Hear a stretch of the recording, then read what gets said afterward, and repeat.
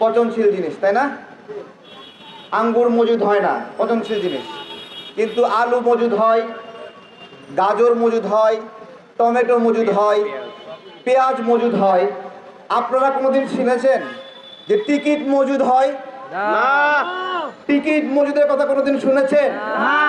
এখন এসে এই আলু সবজির মতো টিকিটও মজুদ হচ্ছে এবং টিকিট মজুদ করে দাম বাড়িয়ে দেওয়া হচ্ছে। চিন্তা করতে পারেন, নির্দিষ্ট শিডিউল আছে, সেই শিডিউলের বিমানের টিকিট কেউ একজন মজুদ করে সংকট তৈরি করে বিমান ভাড়া বাড়িয়ে দিচ্ছে। এখন কথা হলো, কেউ তো কেউ চুরি করতে চাইবেই, তাহলে সরকার কেন আছে? সরকারের কাজ কি?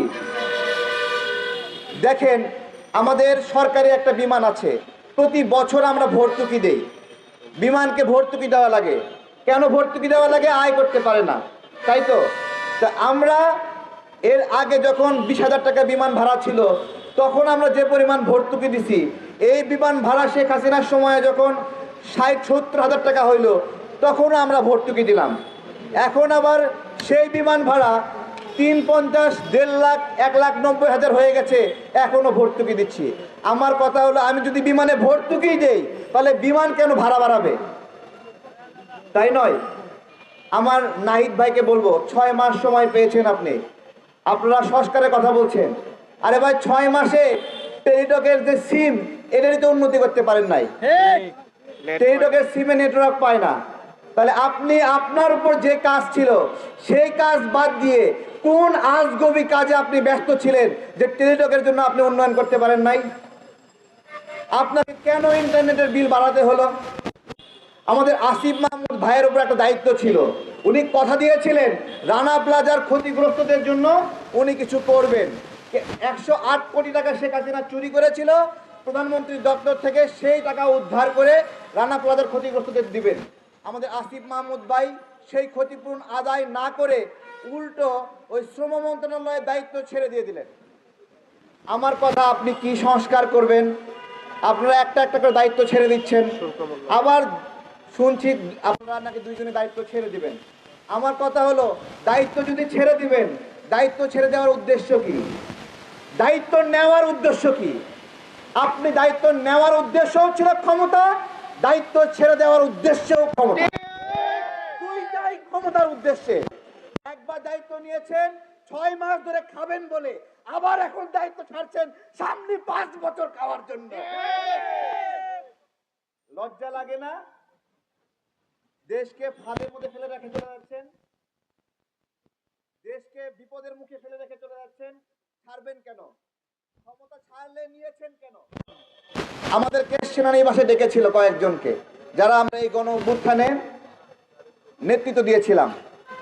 সেই সময় আমাদেরকে বলেছিল যে আপনারা যেহেতু অনেক জীবনে ঝুঁকি নিয়ে এই লড়াই করেছেন, আমি নামগুলো বলি, আমাকে বলেছিল, আক্তারকে বলেছিল, নুরুল হক নূরকে সহ কয়েকজনকে এইভাবে বলেছিল যে এরকম কিছু তরুণকে এই উপদেষ্টা প্যানেলে যুক্ত করবে।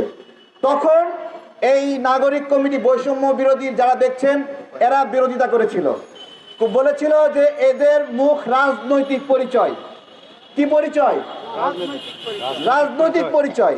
রাজনৈতিক পরিচয় হওয়ায় এদেরকে উপদেষ্টা প্যানেলে নেওয়া যাবে না।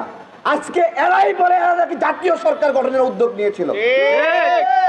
আমার কথা হলো, আমি রাজনৈতিক পরিচয়ের, তুমিও তো এখন রাজনৈতিক পরিচয় ধারণ করতেছো, তুমি তো ওই একই পথে হাঁটলা, তাহলে তুমি কেন বাগড়া দিছিলা? হিংসা কইরা, হিংসা কইরা। তো যাই, এগুলো বলছি কেন বলছি যে মানে আমরা গু খাই, কিন্তু ওরাও শেষমেশ গু খাওয়ার পথে আসতেছে। বুঝতে পেরেছেন? মানে রাজনীতিবিদরা খারাপ, আমরা গু খাই ধরেন, তা ওরাও সেই রাজনীতির পথে আসতেছে গু খাওয়ার জন্য, তাই তো? আমার এই কথাগুলো বলার কারণ হলো, বিমান ভাড়া যে বিষয়টা দেখেন, বিমান ভাড়া ছিল 50,000 টাকা, কোথাও ছিল 30,000 টাকা। এই প্রত্যেকটা বিমান ভাড়া 3% মানে 3 গুণ, 3.5 গুণ, 4 গুণ পর্যন্ত বৃদ্ধি করা হয়েছে। তাহলে আমার একজন বিমানের 2 ধরনের ক্যাটাগরি আছে, একটা হলো ভিআইপিদের ক্যাটাগরি আছে, আরেকটা ক্যাটাগরি আছে হলো মানে একটু লো ক্লাসের, কম দামের ক্যাটাগরি। তাহলে যদি সত্যিকার অর্থে সরকার আয় করতে চায়, তাহলে ভিআইপিদের ভাড়া বাড়িয়ে দেখ, আপনি দেখবেন ভিআইপিদের ভাড়া তেমন বাড়ে নাই। শ্রমিক ক্যাটাগরির যে বিমানগুলো ছিল এগুলোতে বিমান ভাড়া বাড়িয়েছে। তার মানে কষ্ট দিচ্ছে প্রবাসী শ্রমিকদের জন্য, প্রবাসীদের জন্য এত দরদ, এত মায়া।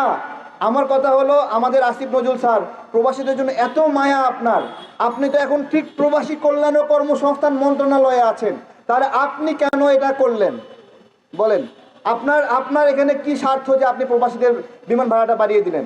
বেসরকারি বিমানগুলো বাড়াবে, খুব ভালো কথা, ওরা বাংলাদেশের শত্রু, কিন্তু বাংলাদেশ বিমান যেটা, সেইটা কেন বাড়ালো ভাড়া? এই জবাবটা কেউ দিতে পারবে যে বাংলাদেশ বিমানের ভাড়া কার কার স্বার্থে বাড়ানো হলো? তার মানে ওই সিন্ডিকেটের টেবিলে বাংলাদেশ বিমানেরও প্রতিনিধি ছিল, যারা সিন্ডিকেটের স্বার্থ বাস্তবায়ন করার জন্য বিমান ভাড়াটা বাড়ালো।